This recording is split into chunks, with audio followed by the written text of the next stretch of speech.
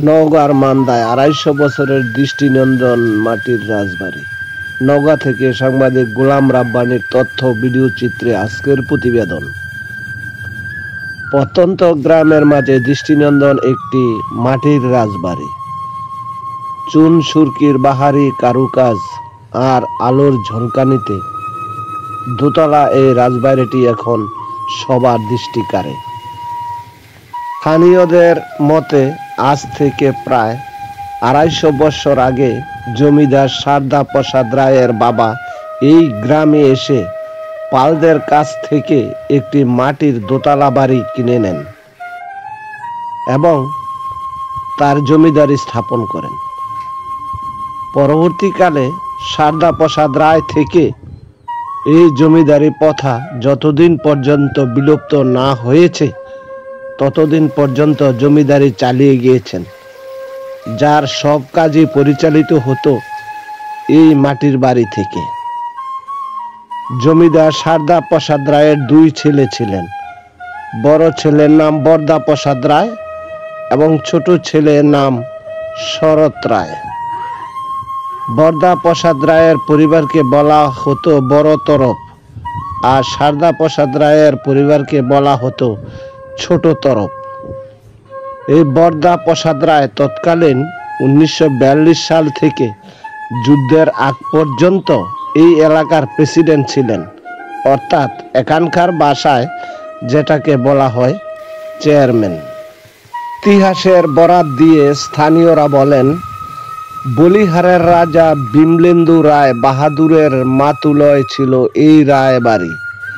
এই রায় পরিবার তৎকালীন সময়ে শিক্ষা সংস্কৃতি বিষয়ে অনেক অগ্রগামী ছিল। তৎকালীন দুর্গাপূজার সময় এই পরিবারের সদস্য মুকুল রায় ও বন্দর রায় সহ প্রমুখ ব্যক্তিরা ইন্ডিয়া থেকে শিল্পী নিয়ে এসে তাদের সঙ্গে থেকে থিয়েটার পরিচালনা করতেন, যাত্রাপালা করতেন।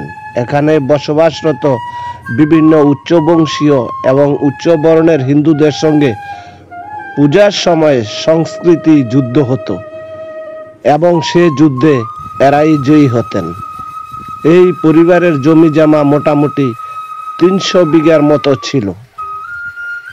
বরদা বাবুর আমলে ঘটে এক মর্মান্তিক ঘটনা, যা ১৯৬৪ সালের ৬ই জানুয়ারি সাম্প্রদায়িক দাঙ্গার কারণ হিসেবে ধরা হয় এই পরিবারের লোকজনের আত্ম অহংকার এবং দাম্ভিকতা।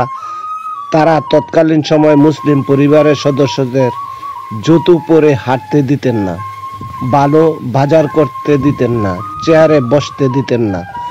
লোকমুখে শোনা যায় সেই সময়ে চেয়ার নিয়ে কথা বলার সময় এক মুসলিম ব্যক্তির উপর মোহাম্মদ রায়ের থুতু লেগে যায়, আর এতে করেই মুসলিম সম্প্রদায় ক্ষিপ্ত হয়ে ওঠে।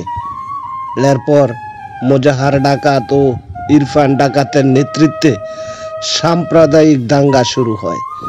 সেই দাঙ্গায় এই পরিবারের ১৩ জন সদস্য নিহত হন।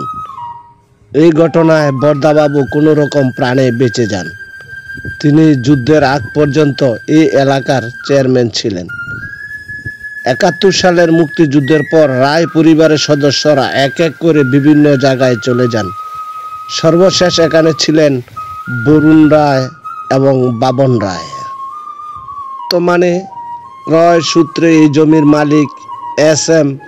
বুরহানি সুলতান গামার বড় ছেলে এস.এম. আসকার ইবনে সুলতান শান্ত বলেন, আমার দাদু এই মাটির বাড়িটি কিনেছিলেন। এরপর নিজের চেষ্টায় বাড়িটির আসল কারুকাজ অক্ষত রেখে নতুন করে রঙের কাজ করানো হয়েছে এবং কিছু স্থানে সংস্কার করা হয়েছে। যেহেতু বাড়িটি অনেক পুরাতন এবং এর একটি ইতিহাস রয়েছে, তাই চেষ্টা করেছি বাড়িটি মেরামত করে পুরানো ঐতিহ্য এবং জৌলুস ধরে রাখার। সবার দেখার জন্য বাড়িটি উন্মুক্ত করে রাখা হয়েছে। দেশের বিভিন্ন প্রান্ত থেকে মানুষ আসেন বাড়িটি দেখতে, এটাই আমাদের ভালো লাগা। এই দৃষ্টিনন্দন বাড়িটি দেখতে হলে আপনাকে আসতে হবে নওগাঁ জেলার মান্দা উপজেলার ঐতিহ্যবাহী মনমে। এই গ্রামের সঙ্গে জড়িয়ে আছে সমৃদ্ধ ইতিহাস, তার মধ্যে এই রায়বাড়ির ইতিহাস অন্যতম। বন্ধুরা, যদি ভিডিওটি ভালো লাগে লাইক কমেন্ট শেয়ার দিয়ে ডেইলি নিউজ ৭১ নিউজের সাথেই থাকবেন। সবার জীবন সুন্দর হোক, সুস্বাস্থ্য কামনায় আজকের মতো বিদায়। দেখা হবে আবারও।